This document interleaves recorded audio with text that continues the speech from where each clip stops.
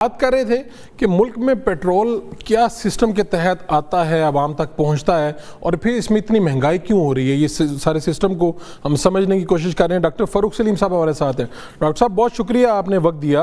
یہ جو خبر میں نے آپ کے سامنے رکھی ہے دی نیوز کی، جس کا حوالہ دیا ہے کہ یہ ریفائنریز اتنا پیسہ کما رہی ہیں جو اس سے پہلے 6 ماہ میں نہیں کمایا، وہ ان 3 ماہ میں 4 ماہ میں کما لیا۔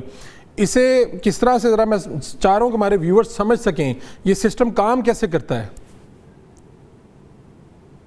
دیکھیے، 3 ممالک کی پالیسیز دیکھ لیں، بھارت، بنگلہ دیش اور پاکستان۔ جی، تینوں ملک ایسے ہیں جو میجورٹی اپنا تیل جو ہے وہ امپورٹ کرتے ہیں، اور زیادہ تر وہ تیل جو ہے وہ اسٹریٹ آف ہرموز سے ہی آتا ہے۔ عالمی منڈیوں میں قیمت بڑھ گئی، اس میں کوئی شک کی بات نہیں۔ میں فروری کی 1 تاریخ کو، ابھی جنگ آپ کو یاد ہے کہ وہ شروع ہوتی ہے فروری کی 28 تاریخ۔ فروری کی 1 تاریخ کو بھارت کے اندر پیٹرول کی قیمت جو تھی وہ 95 روپے فی لیٹر تھی، 95 روپیز اے لیٹر، یعنی کہ پاکستانی آپ سمجھ لیجئے کہ تقریباً 280 روپے پاکستانی روپے فی لیٹر۔ آج بھی وہی ہے، یعنی کہ فروری کی 1 تاریخ کو جو قیمت تھی بھارت کے اندر پیٹرول کی، آج بھی وہی قیمت ہے۔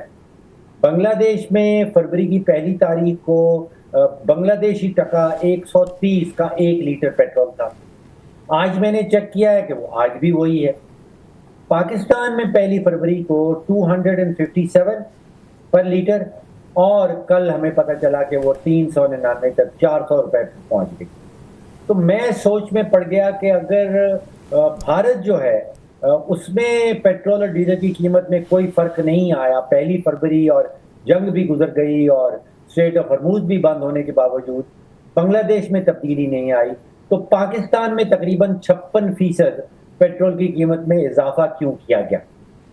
تو میں اس نتیجے پہ پہنچا کہ ملک 3 ہیں، باہر جو عالمی منڈی میں قیمت ہے وہ تینوں کو ایک ہی پڑتی ہے، لیکن ملک کے اندر کی پالیسی جو ہے وہ تینوں جگہ مختلف فارمولا اور مختلف پالیسیز اپنائی جا رہی ہیں، اور جو بھارت میں پالیسی اپنائی جا رہی ہے اس کے نتیجے میں جو قیمتوں میں اضافہ ہے وہ 0 ہے۔